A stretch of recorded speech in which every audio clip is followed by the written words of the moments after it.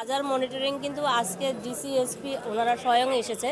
এটি কিন্তু প্রতিদিন চলতেছে এবং এই মানে আমরা হয়তো প্রতিদিন আসতে পারবো না, কিন্তু আমাদের যে কমিটি গঠন করে দিয়েছি সেটি জেলা প্রশাসন থেকে, জেলা পুলিশ থেকে সকল জায়গায় আমাদের বাজারের মনিটরিং করার জন্য কিন্তু কমিটি আছে এবং এই কমিটি কিন্তু প্রতিদিন আপনার বাজার মনিটরিং করে।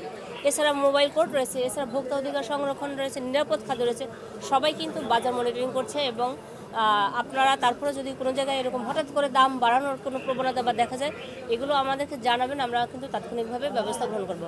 আমি যেহেতু জেলা প্রশাসক এবং জেলা আমাদের পুলিশ সুপার মধ্যে আমরা সরাসরি আজকে চলে এসেছি। আজকে রোজার প্রথম দিন আমরা জানান দিতে চাই আমরা মাঠে রয়েছি এবং এরপরও যে কোনো পরিস্থিতিতে আমরা সরাসরি চলে আসব। ধন্যবাদ আপনাদেরকে। এগুলো অবশ্যই উচ্ছেদ করব। আমরা চাই না যে আপনার ফুটপাতে কোনো বাজার থাকুক। এগুলো মানুষের চলাচলের জন্য খুবই অসুবিধার সৃষ্টি হবে। হয়তো রোজার প্রথমে একটু মানুষ কম বের হয়েছে, কিন্তু এরপরে কিন্তু মানুষজন বের হবে, তারা বাজার করবে, কেনাকাটা করবে। রোজার সময়ে আমরা এই অবৈধ স্থাপনা উচ্ছেদের ব্যবস্থা গ্রহণ করব। আমরা তো করি, রেগুলারই করি, কিন্তু আমরা ফুটপাত কিন্তু তারপর আবার মানুষজন বসে যায়।